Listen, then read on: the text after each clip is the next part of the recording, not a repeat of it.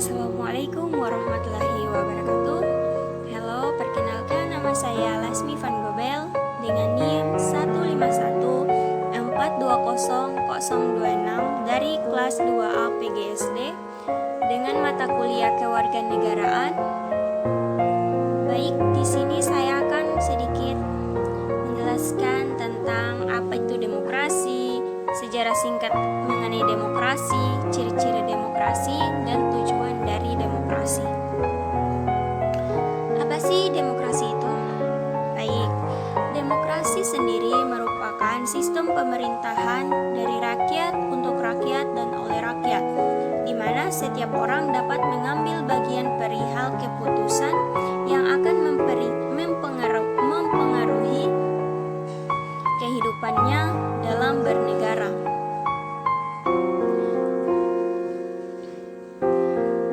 Selanjutnya yaitu sejarah singkat tentang demokrasi. Demokrasi murni atau demokrasi langsung adalah sistem yang diusung dari zaman tersebut. Ribuan tahun kemudian, pada abad ke-6 sebelum Masehi, bentuk pemerintahan yang relatif demokratis diperkenalkan di negara-negara bagian Athena atau Cleisthenes pada 508 sebelum Masehi. Kondisi tersebut membuat Cleisthenes dikenal dengan panggilan Bapa Demokrasi Athena. Saat itu Athena menganut demokrasi langsung dan memiliki dua ciri utama, yakni pemilihan warga secara acak untuk mengisi jabatan administratif dan yudisial di pemerintahan, serta majelis legislatif yang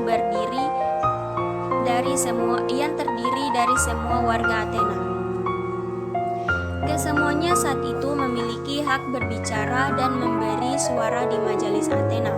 Meskipun dibuat oleh majelis, demokrasi Athena berjalan dengan kontrol langsung dari rakyat. Rakyat akan menyuarakan pendapatnya lewat majelis atau pengadilan untuk membantu kendali politik. Hingga pada saat memasuki abad pertengahan 6-15 Masehi di Eropa Barat, gagasan tersebut tidak digunakan lagi. Ada banyak sistem di mana pemilihan tetap dilakukan meskipun hanya beberapa orang yang dapat bergabung.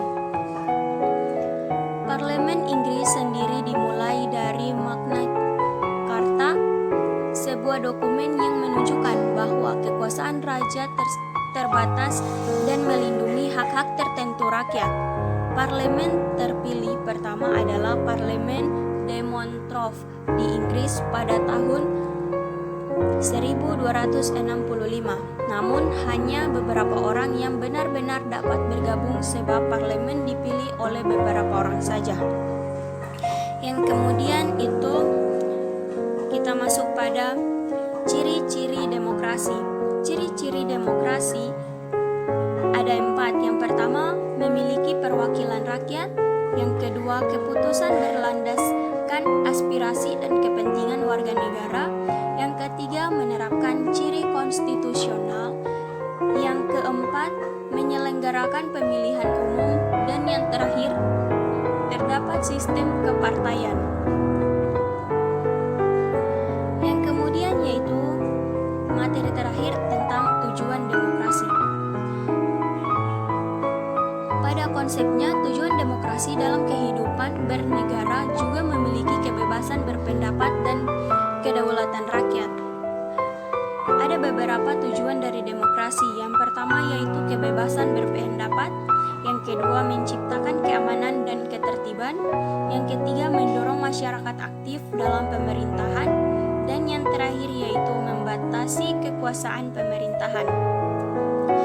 Baik, terima kasih. Hanya itu yang dapat saya sampaikan. Selebihnya saya mohon maaf. Wabillahi taufiq wal hidayah. Wassalamualaikum warahmatullahi wabarakatuh.